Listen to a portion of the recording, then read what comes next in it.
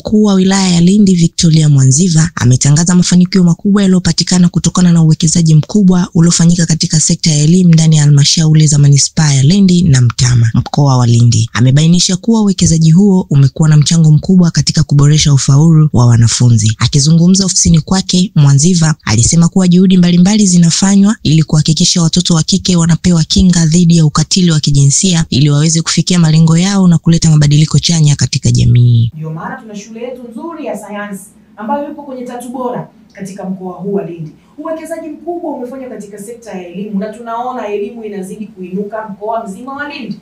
Ufaulu unapanda. Vijana wetu wanapata alama nzuri. Tunaona hata hali ya uripoti, nimefuatilia kwa wakuu wetu wa idara za elimu msingi na sekondari kwa manispaa ya Lindi na halmashauri ya Mtama. Uripoti uko vizuri, ufaulu unapanda, walimu wanafanya kazi, tunatembelea mashule. Mimi katika ziara zangu zote lazima nipite kwenye shule za kata husika, nione uelimishaji unaendaje, hali ya uripoti ikoje, wanafunzi wetu vipi. Unauliza pale maswali mawili matatu, unaona ari na hamasa ipo juu. Naomba niseme kuhusu mtoto wa kike. Mtoto wa kike anapaswa kulelewa kwa ukaribu zaidi. Na ndio maana hata kwenye vyombo vyetu vya usalama, jeshi la polisi lina dawati la jinsia. Lakini kuna TPF-net.